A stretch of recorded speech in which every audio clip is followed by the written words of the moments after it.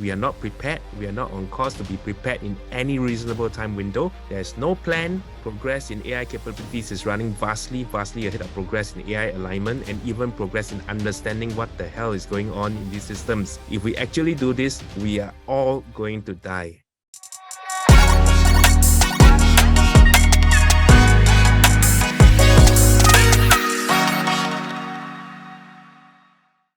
Hey everyone, welcome to GAiNTS ARE BREAD. On the 22nd of March 2023, the Future of Life Institute issued an open letter. And this open letter calls for a 6 months moratorium to all AI training or large language models AI training. So today we are very privileged to have the key proponent of this letter, this open letter, Mr. Jan Tallinn. So Jan, he's the founder of Skype, and I got to meet him last year in August 2022. We were at Stockholm launching the Family Office Alliance, and he was one of the very interesting guests. This guy is really cool. The way he danced on the dance floor, he was having a lot of fun and totally unassuming. But as I got to know him better, I realized that he created a company called Deep Learning, which was sold to Google for $500 million. And that's after he has established Skype, as well as Kazaa. So he knows what he's talking about. So not too long ago, I contacted him and said, hey, Jan, I'm doing a podcast. Would you like to join me for it? The reason why I asked him to join was because, I read about this letter. I had no idea that he was behind it. So as we discussed, he gave me a very interesting series of comments. Firstly, he said, Phil, we're all going to die. I was like, are you kidding me? Look, if an average guy on the street tells me we're all going to die, I would like, okay, well, you have your opinion, I have mine.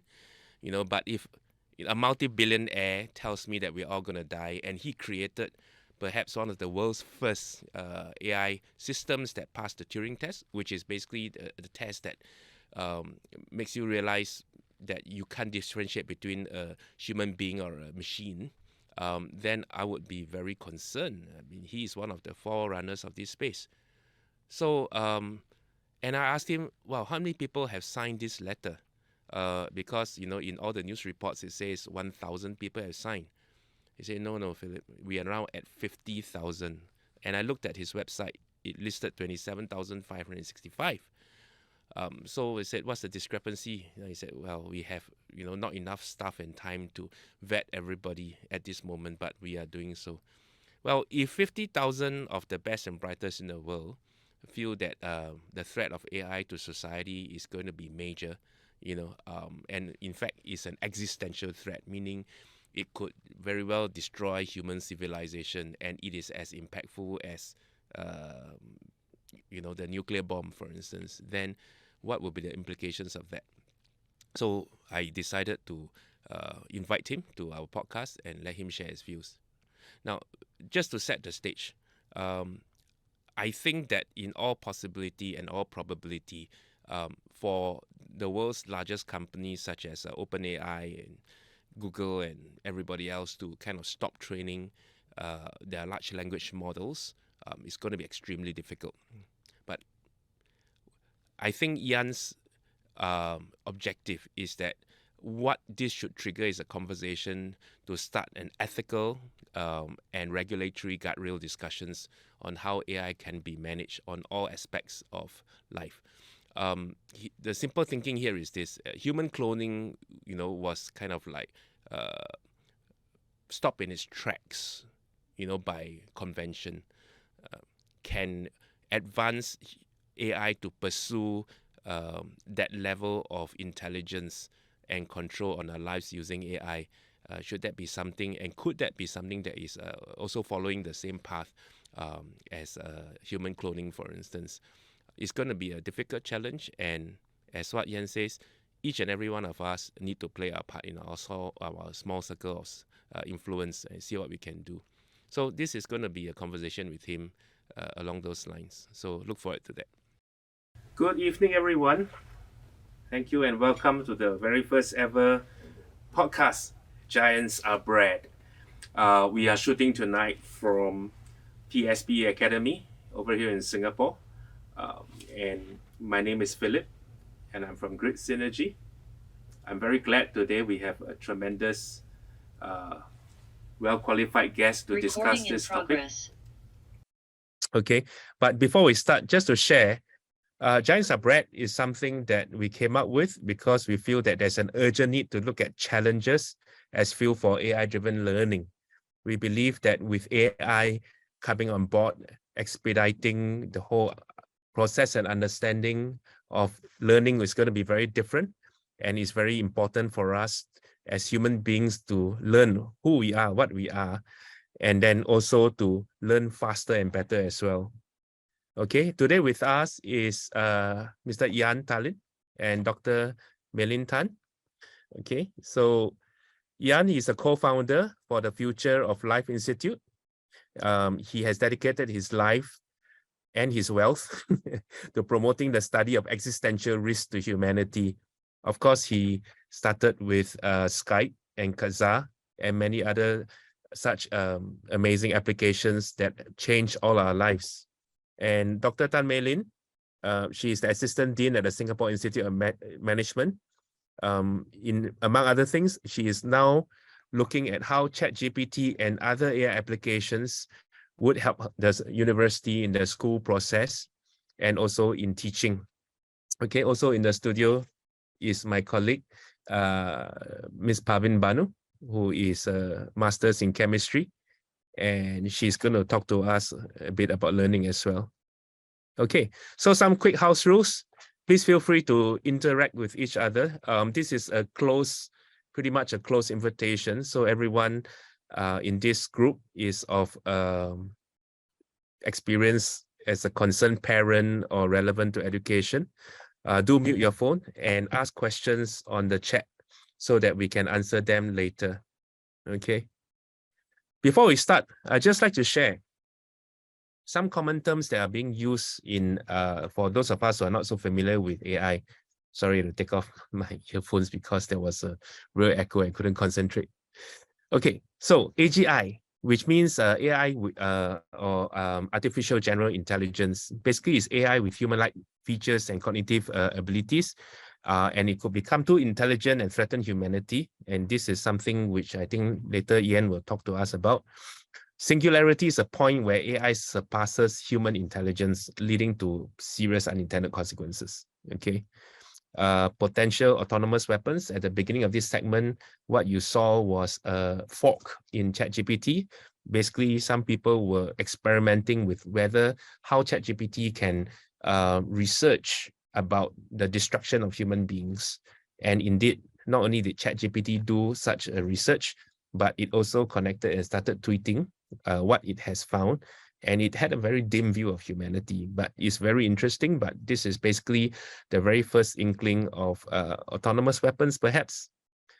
Surveillance, of course, AI becomes a very important part of global surveillance. Algorithmic bias, social credit systems, digital immortality. These are some of the potential implications of AI left unfettered. Okay. So before we get going, maybe I can just invite Yen to just say a few words. Yen, you are a trailblazer in the world. You are living in we are pretty much living in the world that you helped create, Yen, and you created Skype and Kazaa back in 2015, and also DeepMind you sold to Google. Could you tell us a little bit more about yourself, Yen, and your journey, and how you became an advocate passionately about this whole AI space? Okay, yeah, thanks for having me. My journey really was that I was sort of technology enthusiast, programmer, ran my games company for a decade, and then ended up doing peer-to-peer software such as Kazaa and Skype. And when I was sort of scaling out from Skype, we already had sold it a while ago. I stumbled upon the writings of Eliezer Yudkowsky, who back then was like much less known than he is now. And he was making this case that the default outcome from AI is just not going to be good. And that was in 2009. And these arguments were, first of all, completely novel to me. Like it never had occurred to me that like AI might be dangerous. And second, I didn't find any bugs or any errors in his reasoning. So I shot him an email, and I think it was like in March 2009, pretty much like 14 years ago, where we met up in a cafe in California, and we had like a 4-hour discussion during which I became convinced that, okay, yes, this is the most important underappreciated topic in humanity's near-term history. So the first thing I did is I gave I made my first philanthropic donation, sent them like $5,000 or something like that to his institute. And second, I started kind of giving presentations about this topic at various places.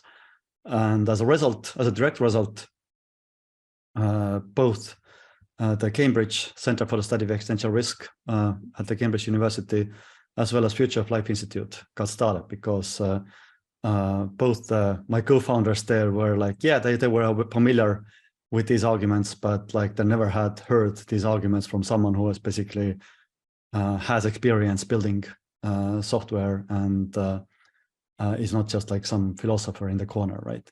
So yeah, that was my journey. Oh, that's cool. Jan, taking a look at this Chaos GPT, right? It was basically charting the destruction of the human race, and that was just a auto GPT fork of our Chat GPT that we are also familiar with today. Can I ask, what is your opinion of this particular research? I mean, that the Chaos GPT currently clearly is a sort of experiment, and fairly innocent experiment.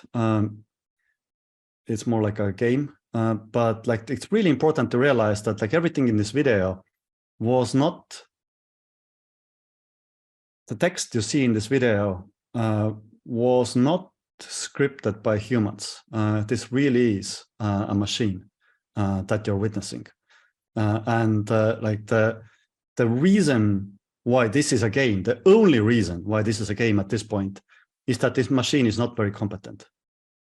So like, like the only reason why you're safe watching this video is that this machine is not very competent. And there are now billions of dollars poured into making these machines, these very same machines, these big language models, more competent. And there is this interesting phenomenon in large language models that has been discovered called grokking, which is that even though the sort of the measurable loss function, the things that they are going to optimize for, their ability to predict next words, this is kind of trending in a smooth fashion. But during the smooth trend, there are basically breakthroughs that are happening in the background. Like the system is not just gradually getting better, but like getting better in nonlinear fashion. So like as you see the trend of the kind of smooth trend of loss function going down, there are capabilities that are kind of appearing, and sometimes they are just discovered months, if not years later. For example, one capability that was discovered much later was ability to have some kind of theory of mind. This is like a psychological theory that like children are being tested on, that like, can they think about what other people are thinking? And it was only later found out that already GPT-3 had a theory of mind on the level of 9-year-old, whereas like when it was released, like people didn't know that. So that's like just one example of like hidden capabilities that could potentially be very dangerous. So in other words, is nothing to fear about at this time, right? We're not going to be destroyed, because yesterday on Twitter, there were 2,000 followers on Chaos GPT, and today there's 4,000. I think by next week, there's going to be a lot of people interested in this topic, and you all hear it first here on Giants Are Bread. So I wouldn't go as far as say that there's nothing to be concerned about. But again, this is like an automated process that has no humans in the loop, right? So so it could be that there are some some things that it could do that humans can't, but like I think it's currently unlikely. But again, this is this generation. Like the next generation will be out later this year. So unless we can make a pause. Go out and it could tweet, it could leverage other AI for resources. It's kind of like beginning to send out its feelers, wasn't it? Yeah, that there are kind of like concerns that I mean, it already GPT-4 can analyze code and find vulnerabilities, and it already knows like that it is an AI. It knows where it's run. It knows where the data centers are, because all that information is on internet that it's been trained with. So it's in some ways it's just like a matter of connecting the dots. If it basically has this like latent capabilities that it might or might not use to do things like hacking to other computers and make copies of itself. Well, to be honest, it sounds almost like it's all doom and gloom. I mean, Dr. Tan, in your opinion, in terms of education, things like ChatGPT able to help our students learn better? I think for education institutions, it has been known to be slow in adopting technology in a larger scale. So even as of now, even using online learning or blended learning, many institutions are just beginning to adopt it due to the COVID phenomena. So I think from the perspective of education institution, ChatGPT is a very good tool to enhance the students' learning. Even at this ChatGPT 3, if there's engagement with the students and students are provided with guidance alongside with educators, it can augment the learning experience and also encourage students to think from different perspectives. So I know we hear from the chaos GPT and what Jan's work is doing. The AI development is really fast and furious, but in terms of schools, because of the pace of adoption is still slow, so I think a strong advocate for adoption is still necessary. Yeah, otherwise, I think we will not be doing a favor for our next generation of learners, because they may not know how to use these tools properly. Instead, they may be easily manipulated by the tools instead. The truth is, as a parent, I feel kind of like, really is out of hand. I mean, because the children can access, the students can access it, whether or not you permit them to, and you can't really tell the difference, right? I'm sure educators must be like tearing their hair out. But having said that, the question here is, would ChatGPT become a exoskeleton, augmenting their learning, or would it become like replacement legs, like in the Blade Runners, that in the end they don't need their legs anymore because they become totally dependent on it. They lose their ability to think critically. In fact, they lose their ability to even pick up new skills. I mean, wouldn't that be a very possible implication of ChatGPT and AI on education? Yeah, I think definitely it is a potential risk, if learners are over relying on the tool. Sorry, I'm hearing too much of my echo as well. Okay, so that's why the introduction of the tool with guidance is extremely important. Otherwise, learners will actually go to these tools on their own, and then the danger will be they are using it to replace their own cognitive ability, or they are using it to have a fast performance, because once they hand up an assignment that is churned out by ChatGPT, it will be celebrated, and they could do a better job, a more efficient way at the expense of learning. Because of such phenomena, or the expectation of society for learners to perform at the outcomes level, at the performance level, all the more educators and schools or even parents must foster this culture or learning to master that process of learning instead of just focusing on the outcomes of learning. Understandable. Yeah, the truth is that I think as a parent, there are many concerned parents in the group today, it's almost as if there's nothing we can do about it because this thing is running so fast, and we are not even like in the loop.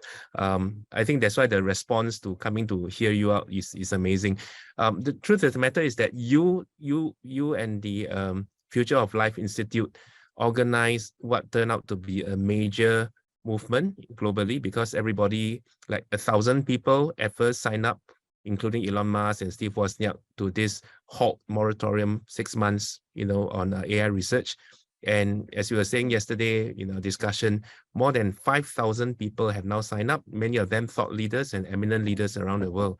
Can you tell us a bit more about this initiative, and why did you do it, and how did it come about, and where do you think it might be going?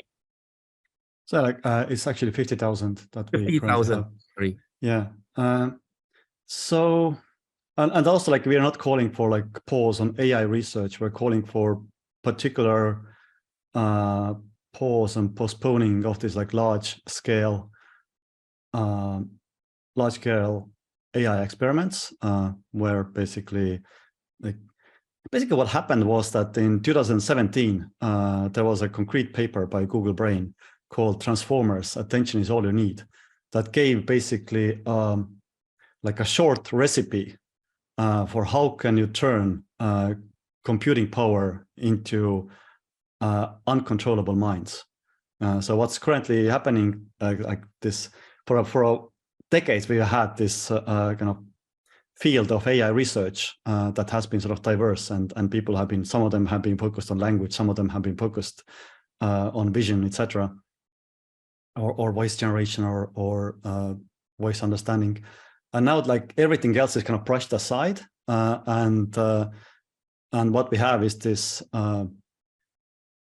way to what I call kind of breed and tame paradigm, where you just throw like insane amount of computation at this like multi-layered neural network composed of transformers, a particular architectural approach, and then like once you have trained them for like several months, you're gonna take out the mind that has resulted from this training process and see what it can do. So that's why it's kind of like breed and tame, or summon and tame approach. And we are basically saying that this thing is dangerous. Like we should kind of at least pause and see like what the effects of the current crop of these artificial minds are. So yeah, that thinking was that we started seeing like more and more articles and like just in private conversations, even like AI developers who are working at these companies, they are getting more and more concerned about where this thing is heading. So we thought that it would be great to create this like a milestone or this kind of common knowledge generating mechanism where like everybody can just say like I'm also concerned, and then like have their name listed together with other people, rather than having this like individual voices in the wilderness. So that was the reasoning behind the letter. Well, it's a huge voice now. It's 50,000 people have signed, and not all of them are on the website yet because you are still vetting each and every one of them, right? Yep. And Jan, you sent me this quote from Time Magazine by Mr. Eliezer Yudkowsky. I just read it out. We are not prepared. We are not on course to be prepared in any reasonable time window. There's no plan. Progress in AI capabilities is running vastly ahead of progress in AI alignment, and even progress in understanding what the hell is going on in these systems. If we actually do this, we are all going to die. Jan, are we all going to die? I mean, if you don't pause, then yes. That's pretty dark. Yeah, I mean, like one way of looking at it is that like we might be seeing the last years of human era on this planet, like, and we are gonna have gotten like very comfortable and have like a ton of assumptions because like there's this 5,000 to like 200,000 year, depending how you count, period during which humans were the smartest planners on this planet, and we are now racing to replace ourselves when it comes to being smartest. Like there's a reason why chimpanzees do not decide what's going to happen in the next decade, right? And like there is a reason why humans have been doing that for 5,000 to 200,000 years. And we are removing that reason possibly in the coming months. So you mentioned a pause, and in the open letter, you also said that if a pause can't be implemented quickly, it calls for governments to step in and institute a moratorium. So personally, I decided to ask ChatGPT this question: which country in the world would be the best place to be the development of a global AI ethical and regulatory standards, right? I'd like to show you the answer, but before that, how would you answer this question? So in practice, like this, I mean, the AI race has been kind of like often depicted as like a sort of international arms race almost. But like if you zoom in and look what's happening in practice, like almost all the large so-called frontier models, they are being trained right now in the US. So there are like multiple reasons for that, why I think China is quite a bit behind. Like one reason is that that they just have like less compute because of the manufacturing is happening in the US, and the US has put in like some sanctions when it comes to exporting compute chips to China. But the other reason I think is just like China is like less keen and kind of less cowboy in developing kind of uncontrollable mines on the territory, mines that can say like anything that you can't control. So it's like it would be much more dangerous for an AI or like for a tech company leader in China to do something that the leader of Microsoft did in the West by deploying an AI that said things that nobody controlled. That is true. I don't see anybody doing in China chaos GPT, because in China, I think 稳定压倒一切, or stability conquers all, and they wouldn't like that very much, would they? Yeah, and I think it's good. So yeah, it's the rest of the cowboys in the. Well, I asked this question to ChatGPT anyway. So in practice, I would say that the US is like an obvious place where it's kind of like important to have more of this kind of thinking. Right. Well, I asked ChatGPT the question, and it says there's no definitive answers, but if there's going to be a legal or regulatory framework, then one of these countries, probably Canada, European Union, hey, maybe even Singapore, should become one of the places, since, well, quote, Singapore has invested heavily in AI research and development, and a regulatory framework could be there. So one thing about Europe is that there is this thing called Brussels effect, which is that Europeans, when they kind of institute, being sort of like very multinational union, like if Europeans kind of develop some regulatory framework in Brussels, it tends to be copied worldwide. So in that sense, yes, like Europe might be sort of searching under the lamplight situation when it comes to regulation. They have like less pressure from tech companies than the US and certain ability to develop frameworks. What do you think, Dr. Tan? Should we have more frameworks like this? I mean, or should we just let it go? I agree that there should be regulatory frameworks to govern these AI research, as well as ethics, especially as what Jan has mentioned in terms of large-scale experimentation. Of course, every country would probably, I think especially Singapore and even Europe, if they do develop their own regulatory frameworks, I think it's good to have that open communication, because we want to have a shared practices of what would be good for the world, right? And then that shared communication is always good to create high quality processes. But I am actually thinking regulatory framework is just one layer. It is the enforcement. I'm just curious. I mean, we can't spend time writing and developing these frameworks, but to what extent it can be enforced? And even if we can satisfy ourselves that this development is paused, but it's just a reported development, right? So how do we know what goes underground? Not sure whether Jan can answer this question, or even Philip yourself. Yeah, black hatters, right? Sure. So like one one nice thing about this summon and tame paradigm in AI is that the summoning is very, very expensive. So it's like the current, I mean, ChatGPT reasonably costs something like $200 million to train. So like in some ways, there's like interesting parallel to nuclear proliferation. In nuclear, you also have like these two phases. One is the expensive and energy intensive phase of enrichment of uranium. And then the second phase is like proliferation. So like if you want to like avoid proliferation, you have like two options as like a state actor. Either you detect and prevent the enrichment, or you basically let the enrichment to happen and then try to like fight this much harder battle of trying to prevent proliferation. So that's why I do think it's actually, the enforcement is not hopeless as long as there's like a government interest in tracking and controlling these like large scale AI experiments that do take currently like tens of thousands of graphics cards and like megawatts, if not tens of megawatts of power. I have this like joke that like currently the planet is breeding aliens in a way that aliens can see, because you can like look at the hotspots from the space. Well, at this juncture, I just like to speak to the audience who are in the group.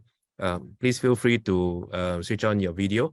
And also, we have in our audience very distinguished different personnels from the learning industries, from Temasek, from family officers, and also from our very own PSB Academy, who is letting us use the studio for this podcast today, right? So audience, if you are able to switch on your video, and also if you would like to ask Dr. Jan Tallinn any questions, please feel free to do so on the chat so that we can then pick it up and answer that, right? In the meantime, I'd just like to share my own personal view. I feel that I called this whole podcast Giants Are Bread.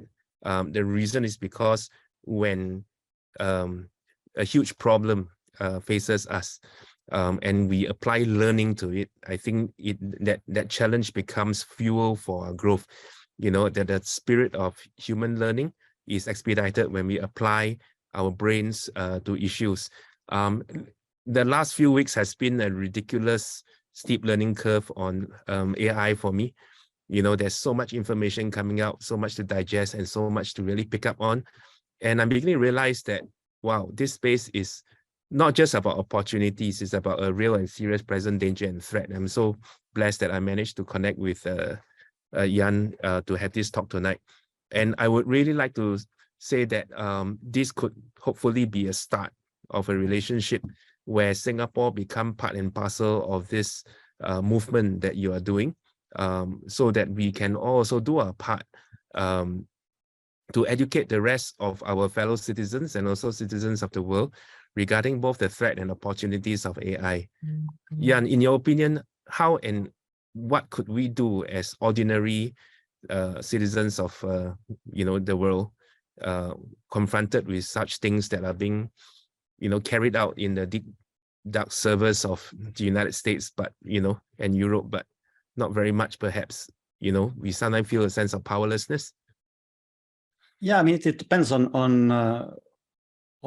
who you have in mind, because I do think that Singapore as a country definitely gonna punch us above their weight, and I think there is like very unique expertise that Singapore has about both US and China. So it's like one kind of typical criticism this letter received is like, what about China?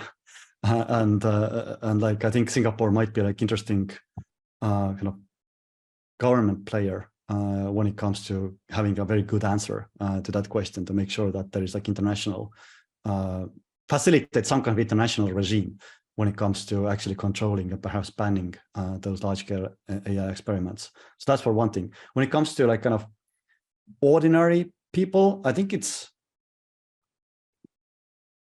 the main thing that I kind of like can think of is just like ask questions. There are like a bunch of inconvenient questions that one can ask. when it comes to if you like know somebody who's working on AI.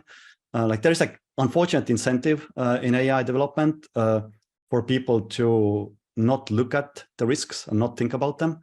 Because it's kind of inconvenient to think that you might be risking everyone else's lives.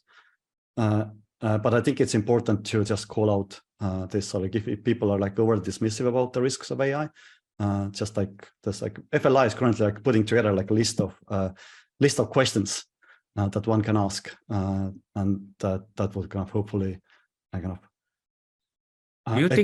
equip people to have like a better discourse.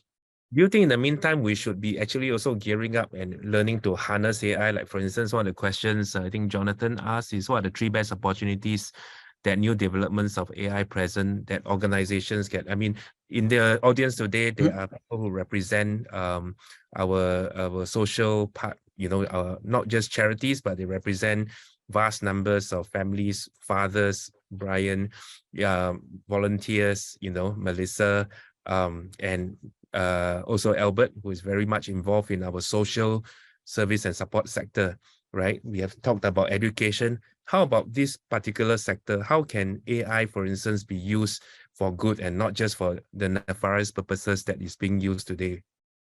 Yeah, I think like everything kind of goes through the pause right now, because if we don't pause, like there's just kind of meaningless to ask these questions. We're going to get like every 6 to 12 months, like a new shocks. And like even I'm getting like I'm also a prolific investor, and I get like quite a lot of startups looking for investment. And recently I'm getting like a lot of startups who are just like saying that like now we have this proto AGI, we can use it and deploy in like to exploit like various opportunities and sort of applications. And one of my answers is that like, yep, it is, but like you're not going to be safe because like all the work you put in like in the next 6 months going to be mostly meaningless once you have the next and much more competent crop of AIs. So therefore, like I think it's like I think the society in general has this assumption that like today is something that the next 100 years will look like, but like no, like the next 6 months will look like that. After 6 months, like your assumptions are going out of window unless we pause again. So I think it's like important to like first of all, number one, pause, and then like if this pause is successful, then we start looking at like what are the actual opportunities. And sure, there are like a lot of opportunities. Because yeah, now we have like I think a useful way to kind of frame AI is that these are competent non-human decision makers and automated decision makers. So it's like if there's a way to deploy them safely to get like more competent and more cheap decisions, then that can be a really big force for good indeed. But like the current big problem is that the current paradigm of AI produces uncontrollable decision makers. Well, blunt question. What are the chances of pause happening from 1 to 10? 10 being yes, 1 being impossible. So I'm like very hesitant to say like exact probabilities other than like say like double-digit probability over 10%. Because it's kind of like a little bit like self-fulfilling prophecy. If I, as like one of the initiators of the letter, say that like there's no way that this letter is going to have effect, I will actually reduce the chances that that this letter will have effect. So like I definitely, it's definitely over 10%. That I'm very sure. Is it like 90%? I'm not sure, but like hopefully higher than lower. What do you think, Melin? Since the development of this AI experiment actually requires large investment, I think that we probably will be able to know who are the researchers or the organizations who are participating or contributing in this area. So I think this action of wanting to pause or even encouraging this pause is another awareness for all the researchers. I think that is really excellent. But I just want to say that while we want to pause the experimentation to make smarter ChatGPT, the current version already there are multiple users, and I think we should not confuse the pause of making a smarter GPT with pausing the integration of the current version of GPT to many useful applications. I think for companies like Duolingo, for example, like Bloomberg, they have actually incorporated the API for better decision making using the current version. I believe that these processes or these approaches should continue to enhance decision making and learning. Well, learning aside, right, if I can just bring the attention before I go to some of the questions on the impact of work as well. Yeah, and you know, anyone in the audience who wish to comment, please feel free to put up your hands as well. We always thought that AI will affect work among the, you know, drivers, among the, you know, less creative part of the industry, or different, you know, blue-collar workers, or with robots and all that kind of stuff. But in November last year, I realized that many creative jobs are on the line. You know, copywriters, designers, etc., you know, all kinds of creative roles. That's just the first iteration of ChatGPT, right? I mean, in language models in time to come, what do you think would be the social implication? I mean, in the US, they are looking at universal basic income and the concomitant, you know, government control over people as a result of that. Do you think that there's a possibility that large swath of the population would literally lose their livelihoods? I mean, would the very foundation of capitalism be affected because so many people's work are no longer necessary? Mm-hmm. Yeah, it's again conditional on being able to pause. If we don't pause, we die. If we pause, then we have these more interesting questions of like, how do we kind of adopt in this new situation? And I agree with Malin that there are like clearly a lot of opportunities to create value. To, I mean, personally, I'm very interested in applying kind of this newly found alien minds to human biology, and like to actually solve things that humanity has been very bad at figuring out, like how human anatomy works, and how actually kind of we're very bad at medical research. So like, if you can apply these newly found alien minds to figure out like better outcomes for healthcare, then that would be really good. But yeah, like one important thing to notice is that like you might in general have like various narratives how AI might go, and then like AI actually comes and like just like completely overturns these narratives. So indeed, like one narrative was that you will have like self-driving cars, and then like truckers will lose job, and then we have to deal with that. Well, guess what? No, that didn't happen. Like something completely different happened. Like artists are now going to be out of job, at least very possibly. There is like, I think people in kind of art academies studying art are like rightly confused right now. What's going to happen to them? Because who knows? Like it certainly, there's like there's going to be much less market demand for the manual skills that artists demand. Is there a replacement skill that kind of people who are studying art can quickly pivot to? I don't know, but I wouldn't be surprised if the answer is no. Well, so it seems that a lot of things are hinged on a pause, right? Yeah. A couple of questions that the group is asking. Sudarshan was asking that how do we mitigate overcompensation regulation, like, you know, nuclear power, and it becomes a fear of nuclear. So overcompensation is such a pause, for instance.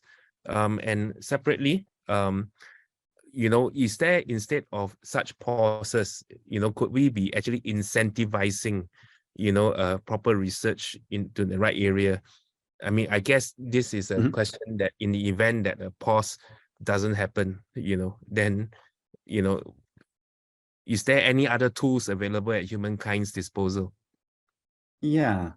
So like over-regulation, I think it's almost like a luxury problem to have. Like when we kind of like see that, okay, now we probably went too far and should try to kind of like ease up things again. I would much more welcome this world than the world where we just like race ahead uncontrollably when it comes to these giant experiments.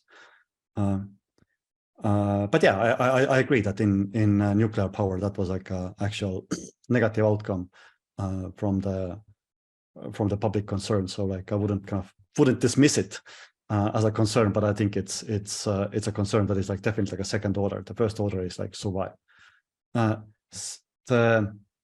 So when it comes to like incentivizing, I've been thinking quite a bit about this, and like right now the top to-do task on my to-do list is like closing a next funding round. I'm doing like 2 funding rounds per year under Survival and Flourishing Fund.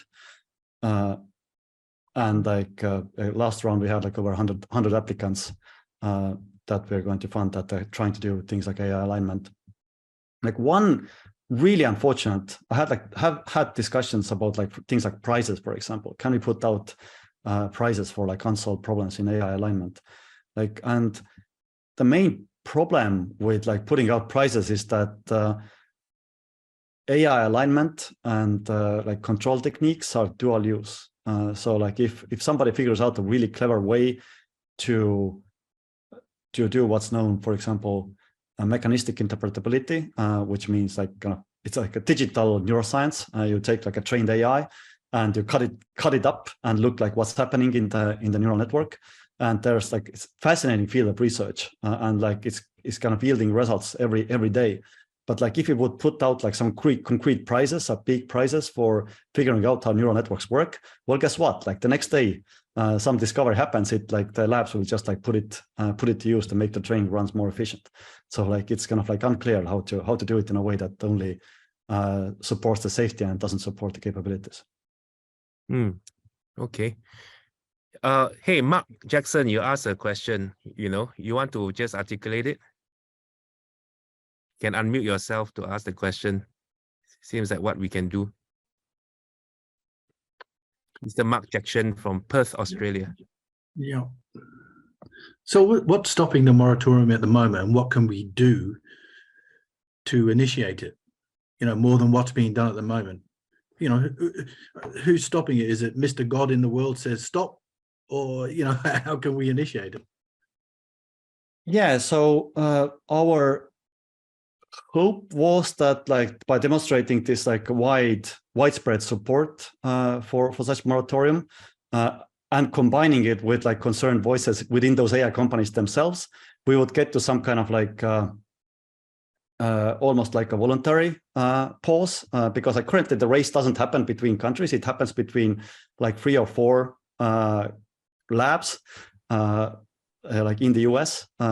So like we still have like some hope about that, but like currently the response from those AI labs has been like very muted, and like I'm guessing they just like wait for things to blow over.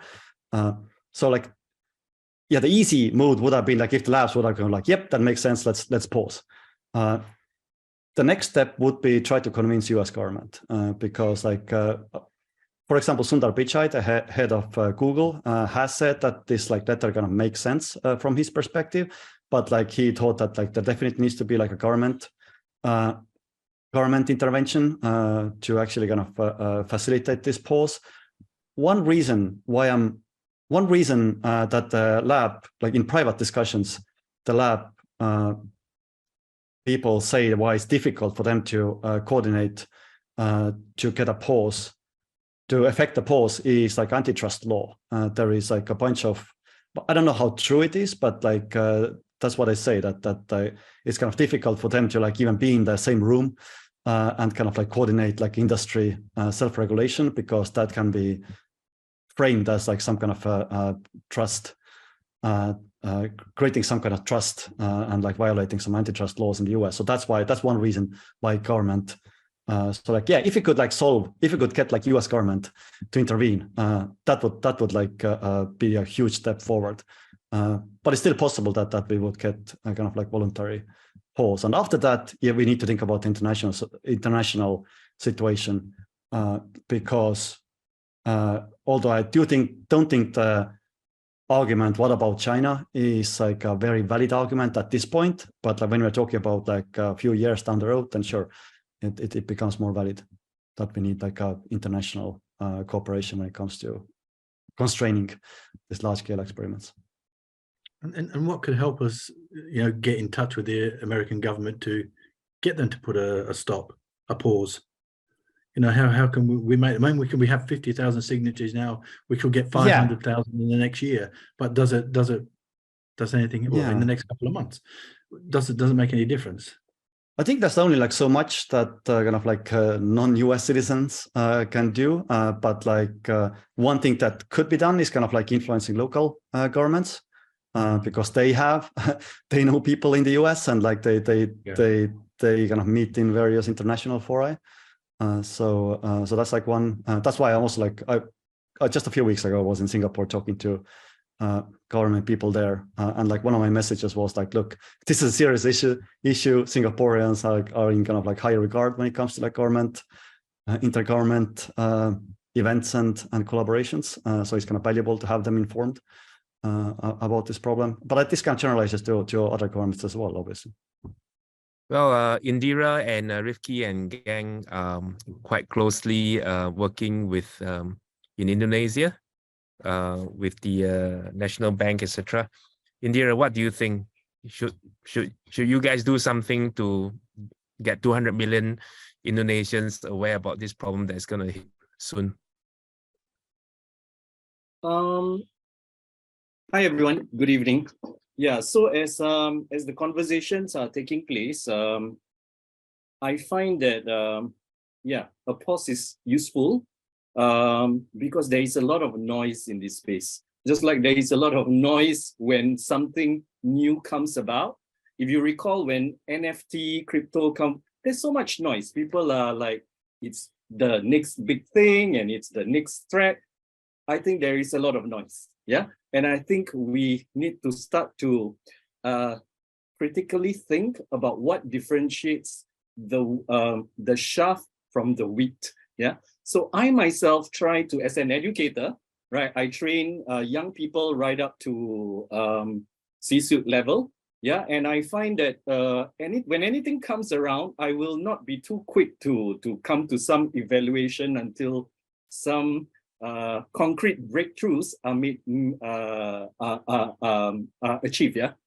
So I have explored and experimented with ChatGPT in producing, for example, lesson plans. Yeah, because I'm an educator, lesson plans and also script. I'm a creative person, although I'm now more involved in management work.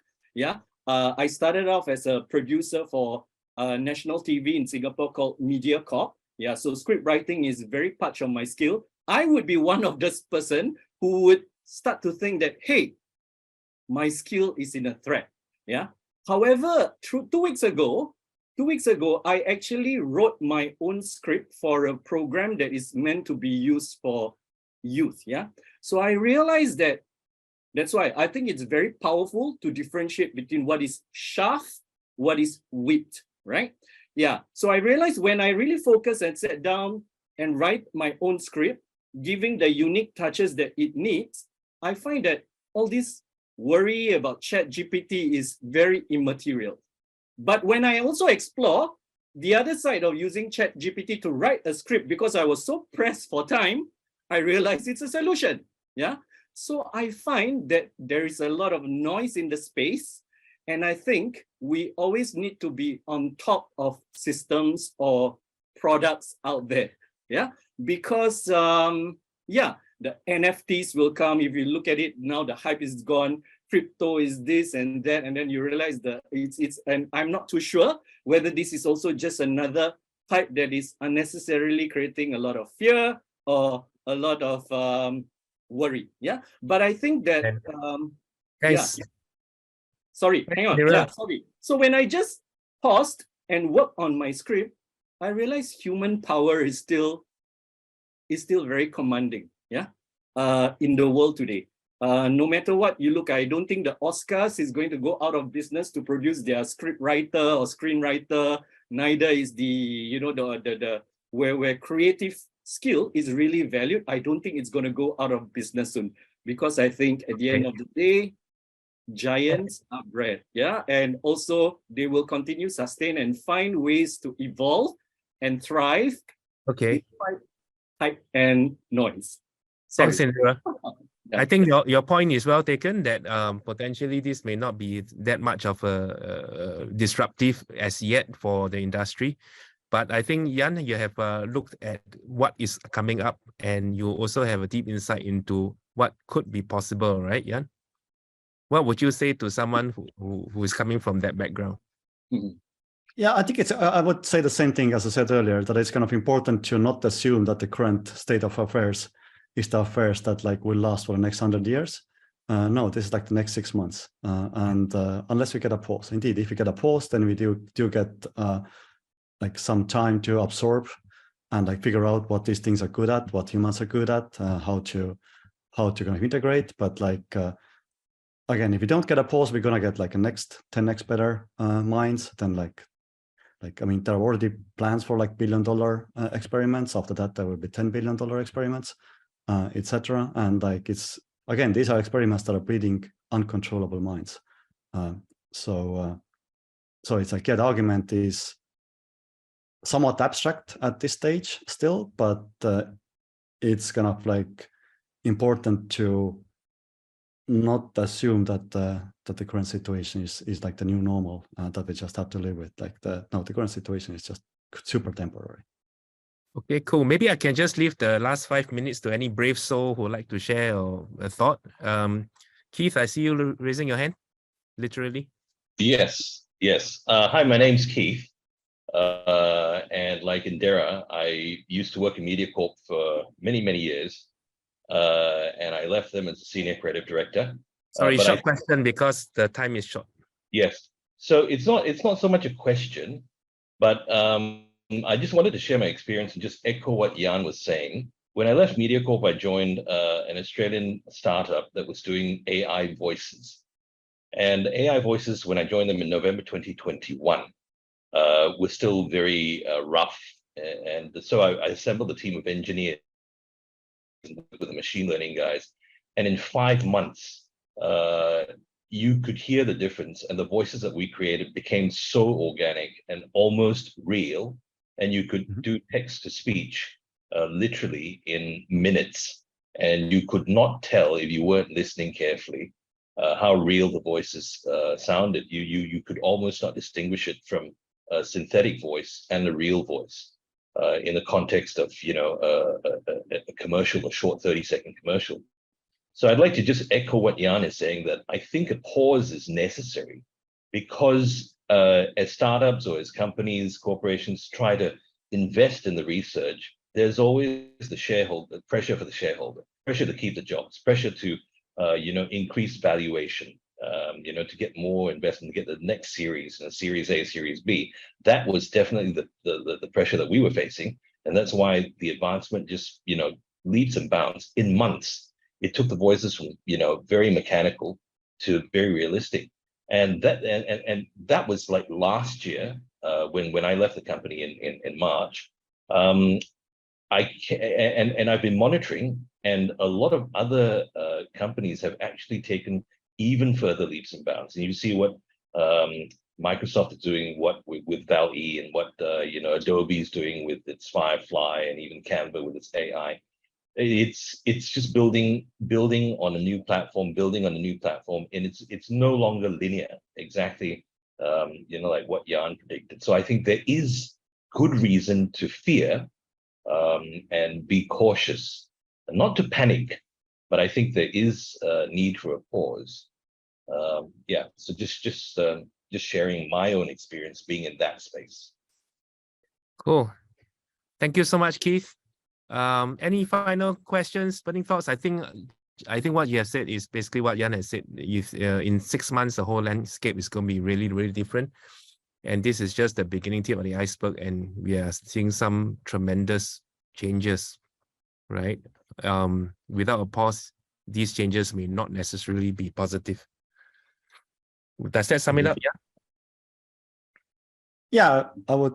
Yeah, just like that's the kind of main kind of takeaway message is that I think the world is very different if we get a pause or the world compared to the world where you do not get a pause, and it's kind of important to first fix this problem of bigger and bigger amounts of money and compute being thrown at bigger experiments, and then we can kind of as a society, as a economy, can adapt to the new situation, which is also going to be very wild. You know, a missing voice in all these discussions usually are the women. Pavin, you're a mom. You are in this business. What do you think? So, in my opinion, technology is always there, and for our work, we can embrace the technology when needed. So, as a mom, I will not encourage my son to use ChatGPT to cheat, but instead, to collect ideas, I would definitely ask him to use and then experiment it. So, this is my thought. AI cannot replace humans, but I definitely think a person who is not using AI will definitely be replaced. So even if there's a threat, we should know what the technology is and how is it going to affect the present and as well as the future. Thanks. That's pretty much your view as well, huh? Dr. Tan? Yes, yeah, definitely. But I think this is really an eye-opening session because to be honest, I was not aware about the risk until how Jan has put it forward. So I think in terms of how the large-scale experiments and what the labs are doing, it can become uncontrollable.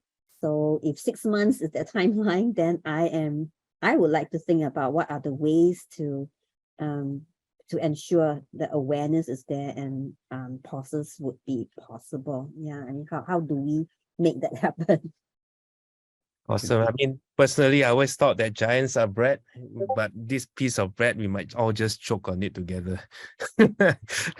Yeah, last word to you. I think I already had my last word. Let's pause. Okay, that's two. But just the one is pause. Got it. Pause, yes. Understand. And you have all our hearts and minds and souls to work with you to work towards that end.